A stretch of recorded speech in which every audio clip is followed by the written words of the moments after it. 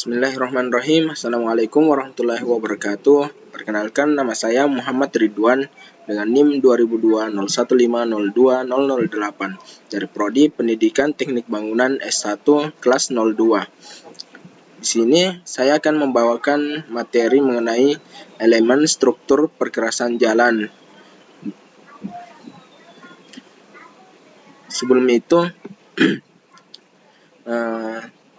seperti yang kita ketahui, struktur perkerasan jalan terdiri dari beberapa lapis elemen struktur perkerasan. Pada struktur perkerasan lentur terdiri dari tanah dasar atau subgrade. Kemudian ada lapis pondasi bawah atau subbase course. Kemudian ada lapis pondasi atas atau base course. Dan lapis permukaan atau surface course.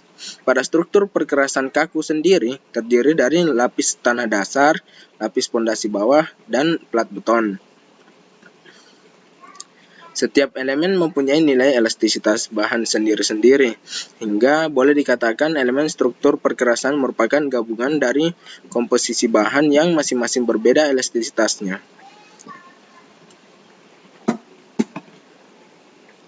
Pada elemen struktur perkerasan jalan, di sini terdiri dari kelompok struktur jalan lentur, yang kedua ada kelompok struktur jalan kaku, dan yang ketiga kelompok struktur perkerasan interblok. Nah, kita masuk yang pertama, yaitu mengenai kelompok struktur jalan lentur.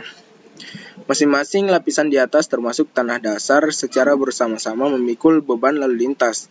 Tebal struktur perkerasan dibuat sedemikian rupa sampai batas kemampuan tanah dasar memikul beban-beban lalu lintas.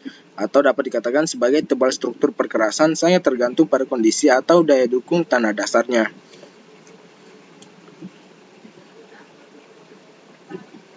Nah, di sini kita bisa lihat melalui gambar struktur lapis perkerasan lentur. Ada yang namanya lapis perekat, ada di bagian paling atas atau lapis permukaan.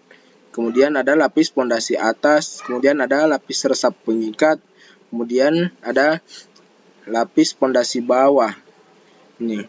Dan yang terakhir ada tanah dasar.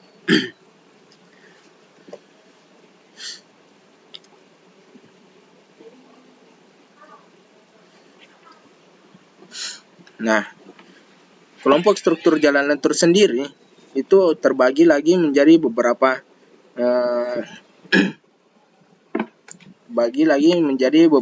pembahasan. Yang pertama mengenai elemen tanah dasar atau subgrade, yang kedua elemen lapis pondasi bawah atau subbase course, yang ketiga elemen lapis pondasi atas atau base course, yang keempat ada elemen lapis permukaan atau surface course, yang kelima ada lapis resap pengikat atau prime coat, dan 6 lapis perekat atau tack coat. Yang pertama kita akan membahas mengenai elemen tanah dasar subgrade.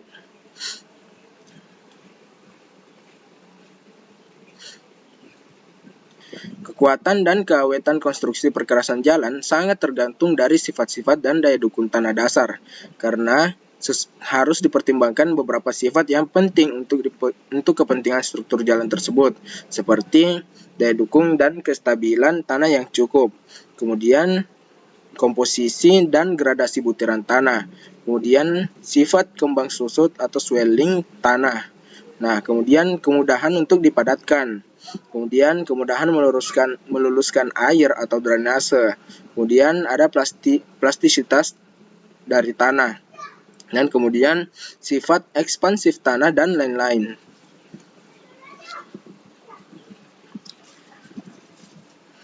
Yang kedua, elemen lapis pondasi bawah atau subbase course. Lapis pondasi bawah, subbase, adalah suatu lapisan perkerasan jalan yang terletak antara lapis tanah dasar dan lapis pondasi atau aras atau base yang berfungsi sebagai bagian perkerasan yang meneruskan beban di atasnya dan selanjutnya menyebarkan tegangan yang terjadi ke lapis tanah dasar.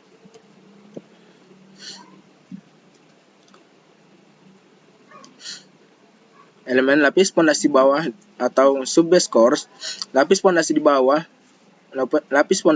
dibuat di atas tanah dasar yang berfungsi diantaranya sebagai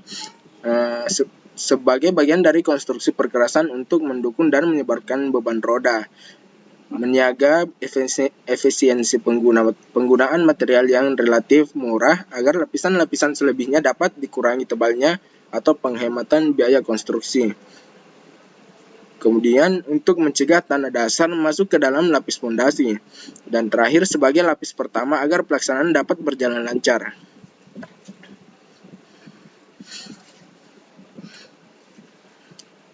Nah, masih di elemen lapis bawah fondasi, lapis fondasi bawah atau subbase course, ada berbagai jenis lapis fondasi bawah yang sering dilaksanakan.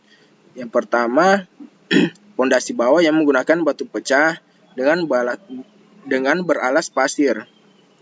Kemudian fondasi bawah yang menggunakan sirtu, pasir dan batu yang menggunakan sedikit tanah. Kemudian ada fondasi bawah yang menggunakan tanah dan pasir.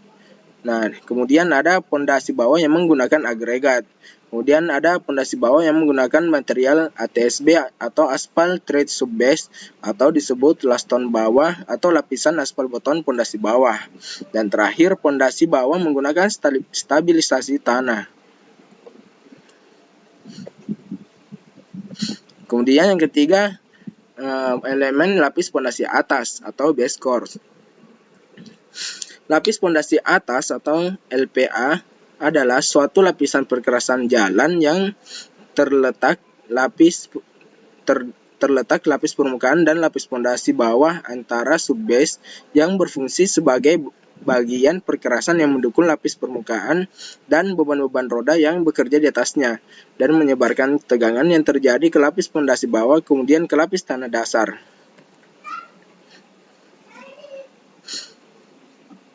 Nah, masih elemen lapis fondasi atas atau base course. Lapis fondasi atas dibuat di atas lapis fondasi bawah yang berfungsi diantaranya yang pertama sebagai bagian perkerasan yang menahan beban roda. Kemudian sebagai perletakan terhadap terhadap permukaan jalan. Kemudian meneruskan limpahan gaya lalu lintas ke lapis fondasi bawah. Nah, kita masuk ke nomor 4 elemen lapis permukaan atau surface course. Fungsi lapis permukaan antara lain, yang pertama sebagai bahan perkerasan untuk menahan beban roda, kedua sebagai lapisan rapat untuk melindungi badan jalan dari kerusakan akibat cuaca, dan ketiga sebagai lapisan aus atau weighing course.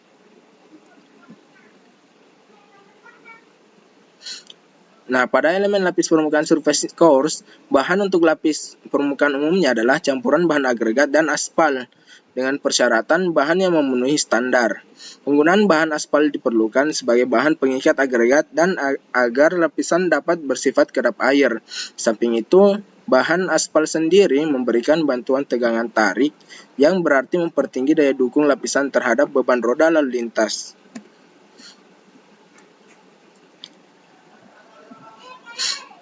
Nah, masih di elemen lapis permukaan. Bahan yang umum digunakan untuk lapis permukaan adalah aspal. Yang kedua ada hot roll aspal atau tipis aspal beton. Kemudian ada lapis aspal beton atau las butak.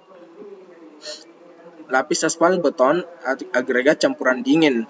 Kemudian ada lapen, lapis penetrasi makadam. Kemudian ada latas barum atau lapis tipis aspal beton murni,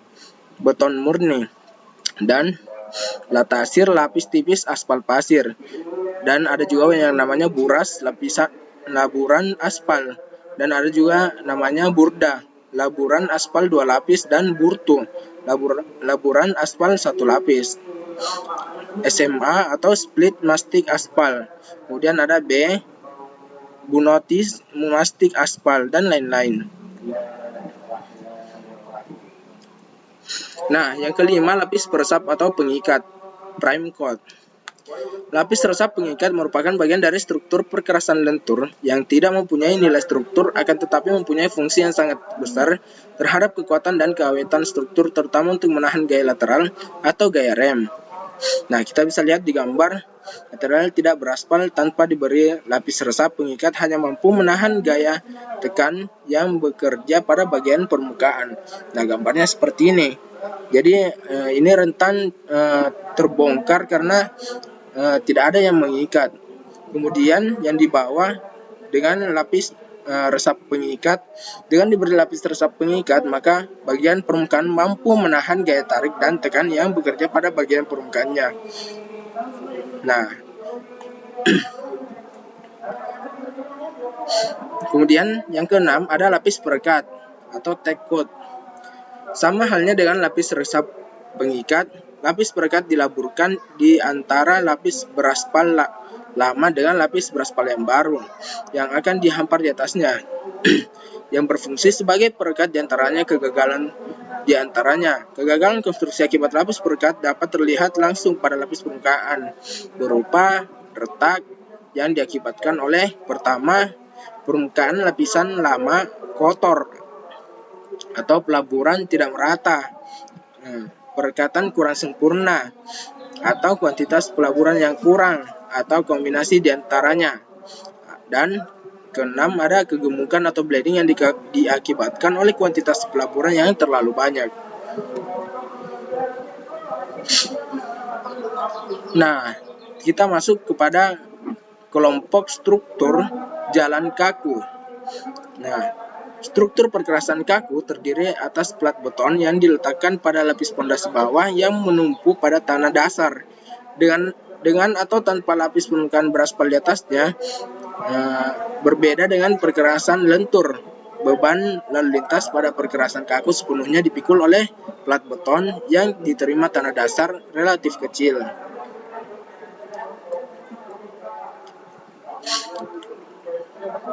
Nah, dalam kelompok struktur jalan kaku ini, kita bisa lihat di sini tanah dasar, kemudian lapis pondasi bawah, kemudian ada plat beton itu sendiri.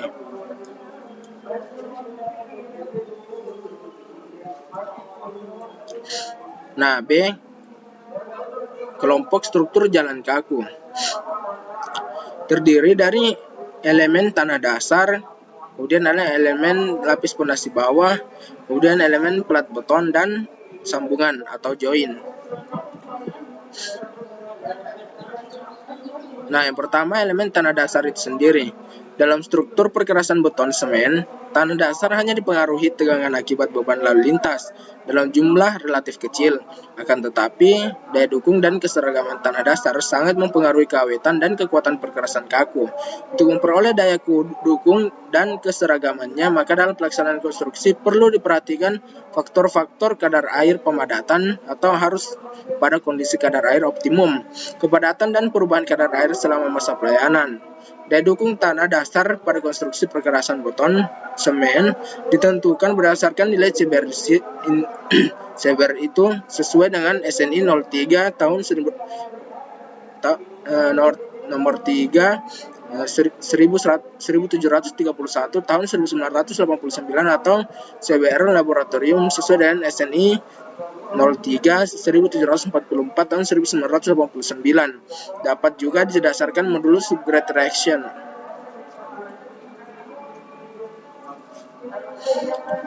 Nah, yang kedua ada elemen lapis pondasi bawah. Hanya ada satu lapis pondasi, yaitu lapis pondasi bawah. Karenanya dapat juga langsung disebut sebagai lapis pondasi. Pada umumnya, fungsi lapis pondasi bawah atau subbase untuk struktur perkerasan kaku tidak berfungsi terlalu struktural. Dalam arti kata, keberadaannya tidak untuk menyumbangkan nilai struktur terhadap tebal plat beton. Nah, masih elemen lapis pondasi bawah. Lapis pondasi pada perkerasan kaku mempunyai fungsi utama sebagai lantai kerja yang rata dan uniform. Di samping fungsi lain sebagai berikut. Yang pertama, mengendalikan kembang dan susut tanah dasar. Yang kedua, mencegah intrusi dan pemompaan pada sambungan retakan dan tepi-tepi plat. Dan yang terakhir, memberikan dukungan yang menetap dan seragam pada plat. Nah, yang kedua, masih elemen lapis pondasi bawah. Lapis pondasi pada perkerasan kaku mempunyai fungsi utama sebagai lantai kerja yang rata. Nah,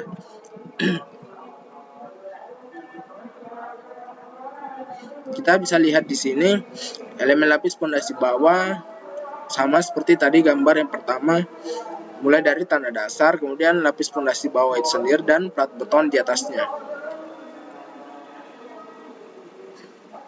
Nah, yang ketiga masuk ke elemen plat beton. Plat beton terbuat dari beton semen, mempunyai mutu tinggi yang dicor setempat di atas pondasi bawah. Elemen plat beton dibuat dari bahan yang biasa dipergunakan untuk ini. Konstruksi beton seperti diuraikan di bawah.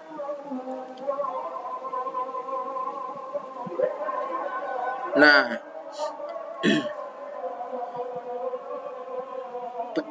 di sini ada juga campuran beton dan persyaratan sifat campuran beton mengikuti spesifikasi diberikan pada tabel. Kemudian ada beton yang digunakan harus mempunyai flexural strength atau kekuatan lentur beton minimum 45 kg per cm persegi sesuai AASHTO T97. Kemudian batang tulangan baja yang dipakai mengikuti SII standar internasional 013684. Batang tulangan yang dipakai merupakan baja polos atau baja berulir dengan mutu BJTU 24. Untuk penulangan berupa anyaman baja harus mengikuti AASHTO M55. Kawat pengikat baja harus dan baja lunak sesuai AASHTO M3278. Dan bagian F, bahan untuk pelindung pemeliharaan setelah pelaksanaan dan perbaikan beton selama dan jenis bahan. Oil sealant, curing compound, dan epoxy.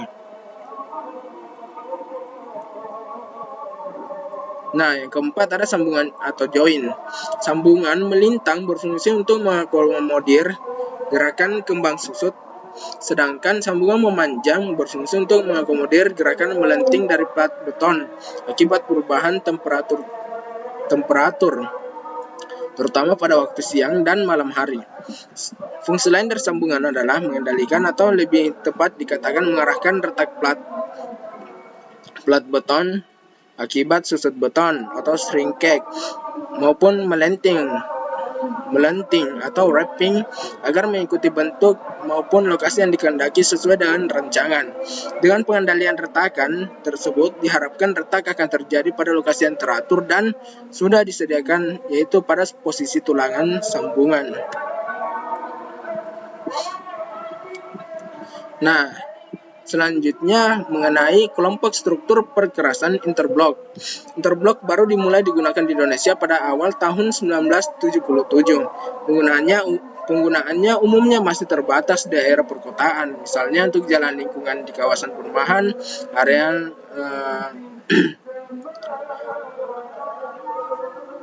perumahan, pertamanan, dan trotoar.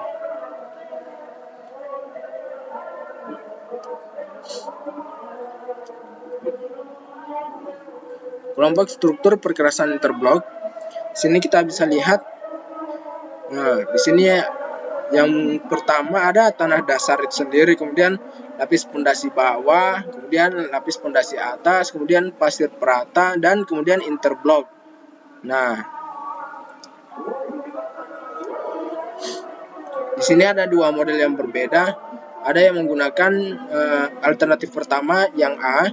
Di sini batu pinggir agak lebar, dan yang alternatif B di sini cuma ukuran segini, jadi tidak terlalu lebar kayak alternatif A tadi.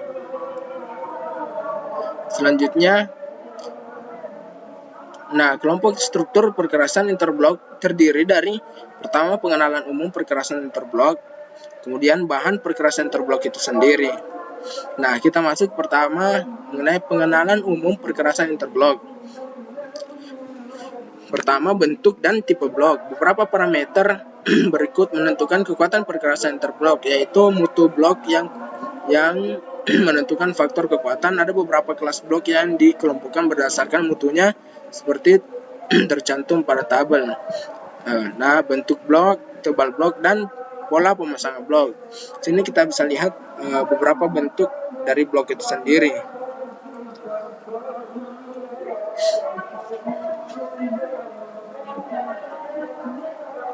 Selanjutnya, yang kedua ada bahan perkerasan interblok.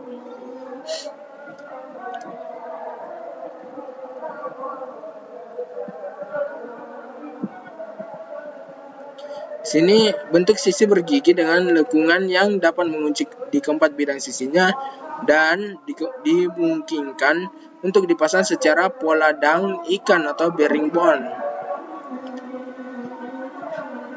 pola dangkalan, pola dang ikan atau herringbone. Bentuk sisi bergigi dengan lengkungan yang dapat mengunci di dua bidang sisinya dan tidak memungkinkan untuk dipasang secara pola herringbone dinamakan pola anyaman, keranjang, atau basket weave. Nah, kemudian bentuk 4 persegi panjang dinamakan pola memanjang atau stretcher. Dan kemudian bentuk khusus yang tidak termasuk tipe A, B, atau C.